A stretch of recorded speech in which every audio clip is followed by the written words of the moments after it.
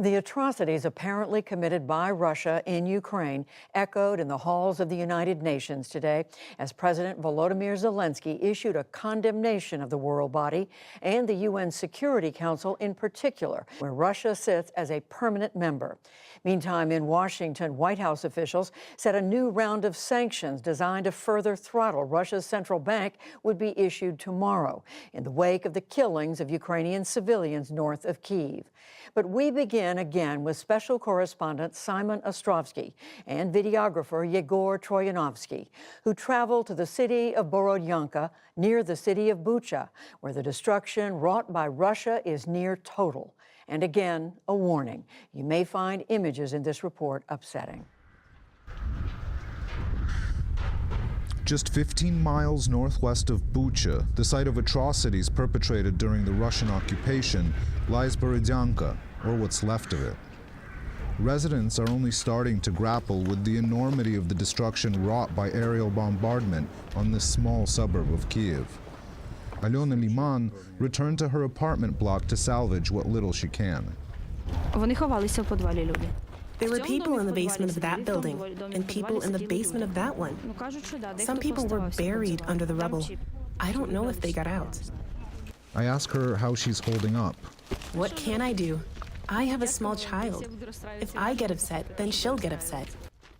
We're following around a group of police officers who have the grim task of going around town and collecting the dead bodies of people who were killed during the Russian occupation of this area, during the fighting that took place here.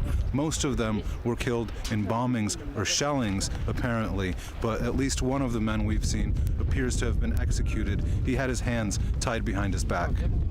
The Russian retreat from the areas around Kyiv has revealed the heavy toll civilians paid for Russia's attempt to capture the Ukrainian capital.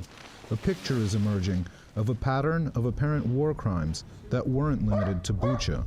This victim's body is badly bruised, suggesting a brutal beating. His hands are tied behind his back, and there's a bag over his head. In the case of this body, he's tied up. The cause of death was either a gunshot wound or injuries sustained by the body that he couldn't survive. We don't know for sure. After the coroner's investigation, we'll identify the cause of death. Residents told us that Russian troops went from house to house checking documents and confiscating phones. Men were asked if they had any connection to the military. They checked homes. The first thing they asked was, are there any military people? Are there weapons? If there were military people, they shot them. One guy had his ear cut off for looting. Others were simply shot. We tried to hide from them, more or less, so as not to come across them. Today, in his first address to the UN Security Council, Ukrainian President Zelensky said Russian troops behaved in this way across the areas they occupied. They deliberately shoot columns of civilians on the road trying to escape from hostilities. They even deliberately blow up shelters for civilians. Russia wants to turn Ukrainians into silent slaves. Russia, a permanent member of the 15-nation council, struck back and claimed no civilians suffered any kind of violence in Bucha. We came to you, to Ukraine, not to conquer lands. We came to bring the long-awaited peace to the blood-soaked land of Donbass. Not a truce, but a true lasting peace. World leaders have expressed horror over the alleged massacres, pledging to investigate. U.S. Secretary of State Antony Blinken spoke this morning before leaving for meetings in Brussels with allies. What we've seen in Bucha is not the random act of a rogue unit. It's a deliberate campaign to kill, to torture, to rape, to commit atrocities. European Commission President Ursula von der Leyen also vowed her support.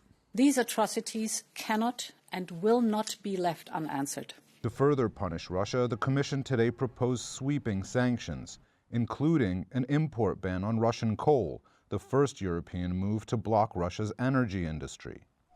But on calls to impose a total embargo on Russian oil and gas, EU leaders remain split. According to British intelligence, Ukrainians continue to retake territory in the north, pushing Russian soldiers away from Chernihiv in the north of Kyiv.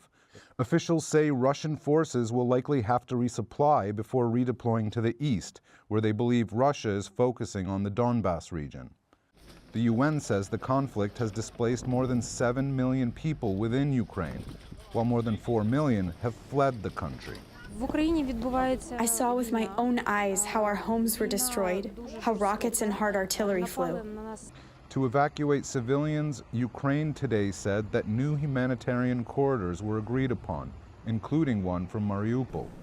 But for the fifth day straight, a Red Cross team couldn't reach the besieged city. Amid the horrors of war, some try to preserve a sense of normalcy. A Mariupol resident tends to her flowers outside her battered apartment block. She's asked why she plants them. To lift my spirits. What else should I do now? Just lay down and wait? We already have somebody laying there, waiting to be collected. With thousands still trapped in Mariupol, facing shortages of food and water, the only thing they can do is wait. For the PBS NewsHour, I'm Simon Ostrovsky in Borodyanka.